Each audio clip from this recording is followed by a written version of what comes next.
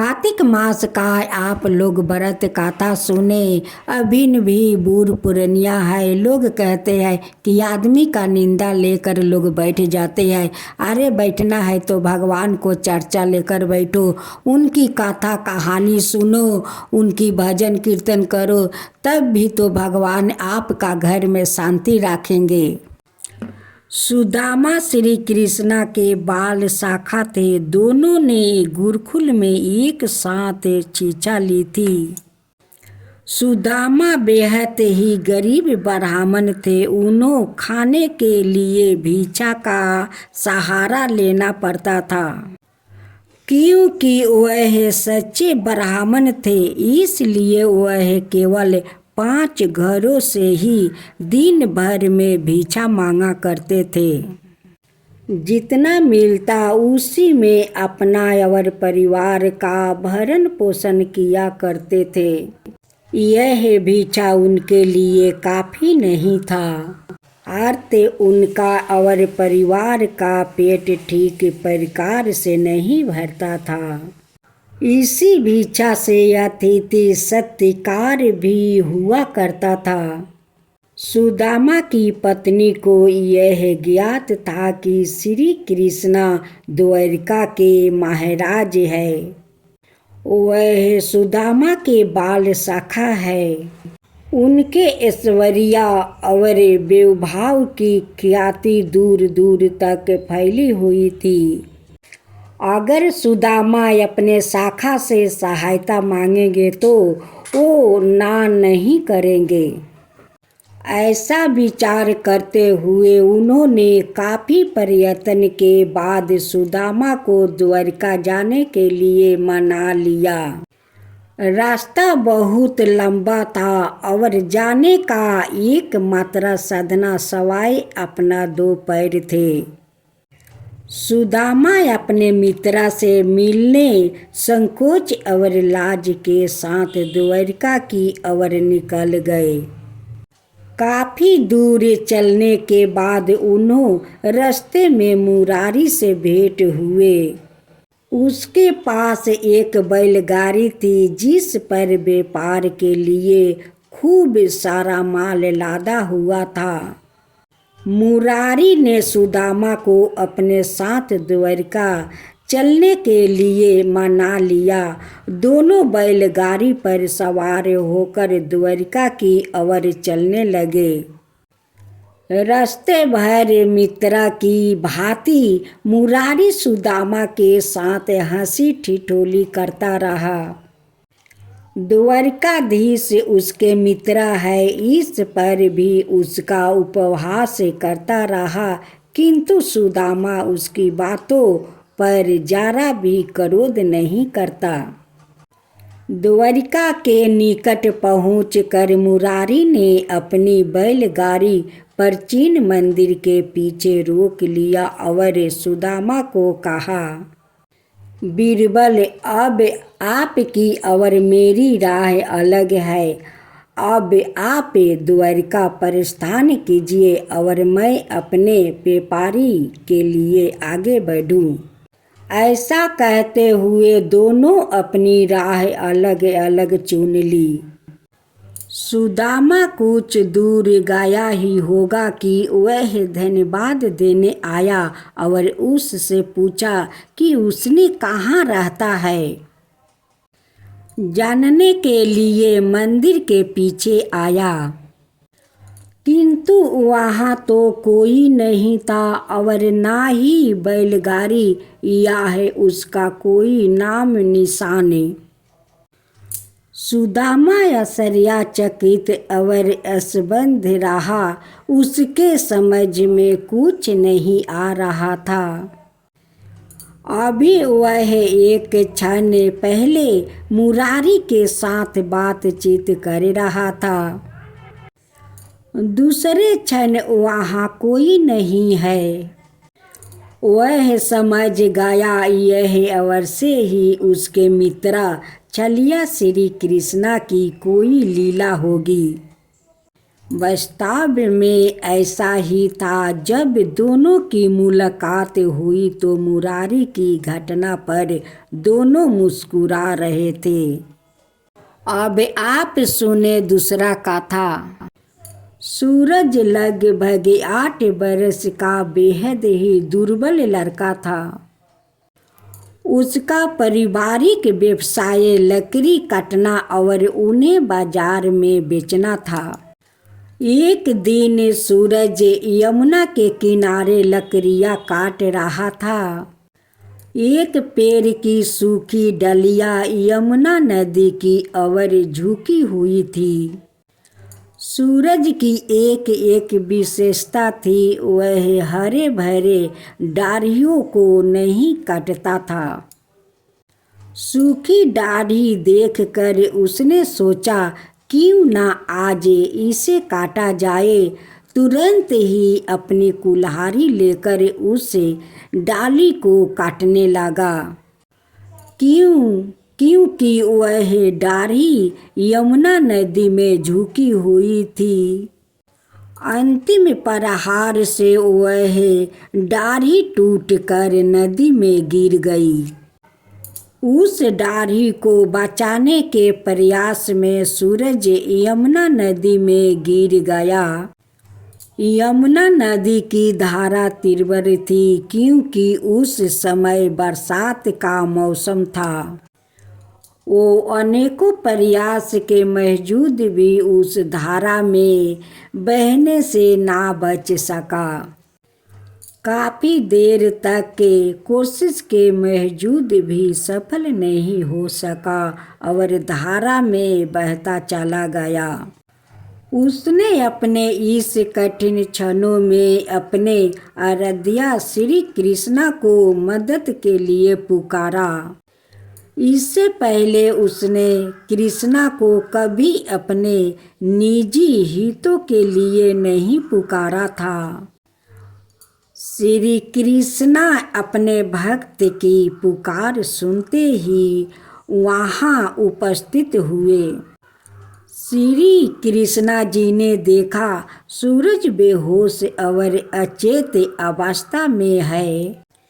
उन्होंने सूरज को किनारे सकुशल लाकर लेटाया। सूरज को यह एहसास था कि उसे किसी ने बीच नदी से उठाकर किनारे पर लाया और उसकी देख रेख की। जब उसने अपने पास मोर पंख देखा तो जान गया उसके प्रभु उसकी रक्षा के लिए आए थे। वह सकुशल बच गया था। अब आप सुने तीसरा कथा। वृंदावन के एक छोटे से गांव में पारो और रामदरस नाम के पति पत्नी रहा करते थे। वह अपना आँखों से देख नहीं सकते थे। मंदिर के बाहर भिक्षा मांगकर अपना जीवन निर्वाह कर रहे थे। दोनों ही दिन रात कृष्णा की भक्ति किया करते थे। भोजन से पूर्व वह अपने कृष्णा के लिए उस भोजन का प्रसाद लगा दिया करते थे। उस प्रसाद को अपने भोजन के मात्रा में थोड़ा सा मिलाकर बाकी किसी दूसरे गरीब को खाने को दिया करते थे। श्री कृष्णा उनकी भक्ति से बेहद प्रसन्न रहते। इसके कारण कभी भी पारो और रामदरस भूखे पेट नहीं सोए। चारों ओर कृष्णा जन्माष्टमी की धूम मची थी। गोकुल, वृंदावन, बनारस इन क्षेत्रों में श्री कृष्णा के जन्म उत्सव की विशेष लोग मानते हैं। कृष्णा का छठियार देखने को मिलती है। पारो एक पुत्र को जन्म देने वाली थी। किसी को क्या पता था कि वह पुत्र सवाई जन्माष्टमी के दिन जन्म लेगा। ऐसा ही हुआ। चारों ओर कृष्णा की धूम मची थी, किंतु पारों ओर रामदरस के घर साक्षात पुत्र के रूप में कृष्णा ने जन्म ले लिया था। पति पत्नी ने अपने बालक का खूब लाड़ प्यार से पालन पोषण किया। उसका नाम चंदन रखा। नाम के अनुसार चंदन बेहद शांत और शीतल स्वभाव का था। वह भी अपने माता पिता की भांति कृष्णा का भक्त बन गया। दिन रात श्री कृष्णा की पूजा आराधना करता। चंदन जब भी बीमार होता, यह भटकते हुए कहीं दूर चला जाता तो एक गाय चराने वाला व्यक्ति उसकी मदद करता। उस गाय वाले का नाम मदन था। उसने बताया था वह पड़ोस के गांव में रहता है। इस परिवार की विपत्ति में वह सदैव रखवाला बनकर खड़ा रहता था। वही इस परिवार की आंखें बना रहता था। चंदन जब बड़ा हुआ तो वह मदन के गांव जाकर मदन को खोजने लगा। काफी खोजबीन के बाद उसे मालूम हुआ मदन नाम का कोई व्यक्ति के गांव में नहीं रहता। इस रहस्य का पता लगाने के लिए चंदन ने अपना मन बना लिया। एक दिन जब पारो को अधिक बुखार चढ़ा था, वह लगभग मरने की अवस्था में थी। मदन उसकी सहायता के लिए घर आ चुका था। सांझ होते वह अपना गांव की ओर लौट जाया करता था। चंदन में जब उसकी पीछा किया तो मदन ने एक मंदिर की ओर जाता देखा।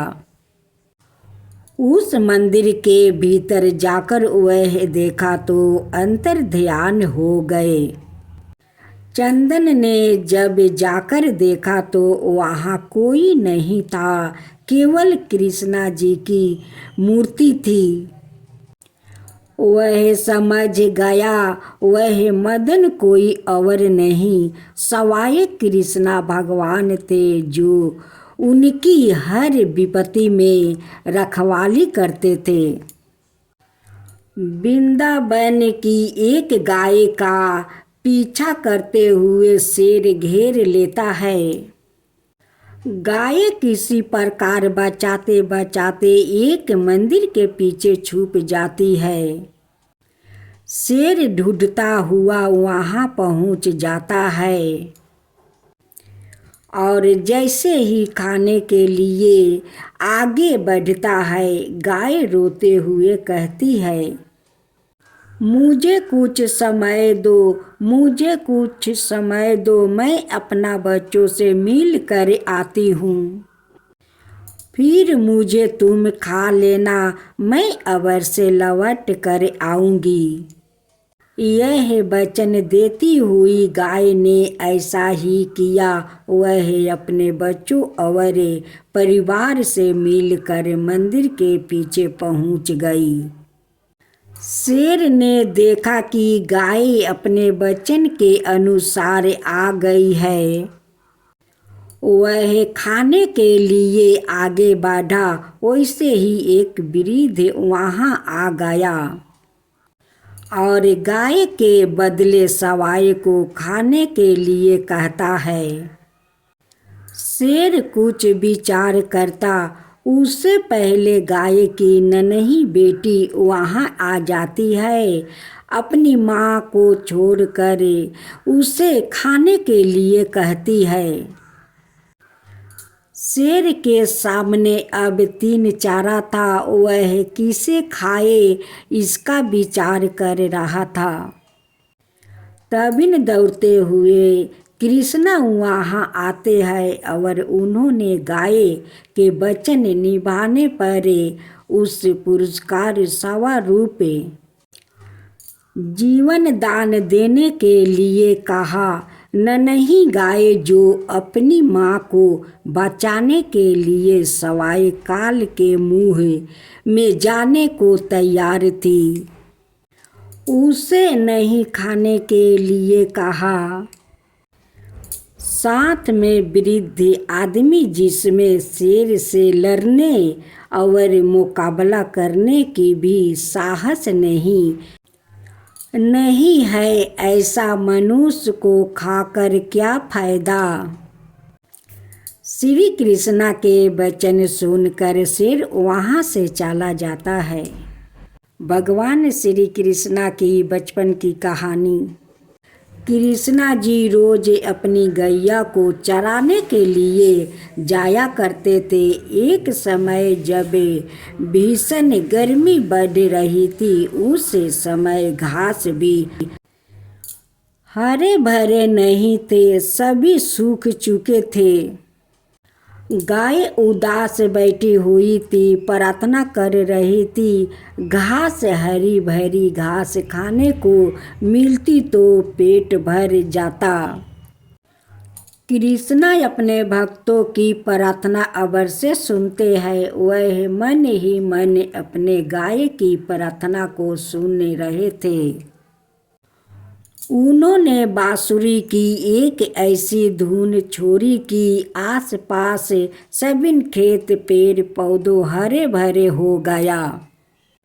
खेतों में हरी घास की चादर बिछ गई, पेड़ों पर नए नए फल उग गए।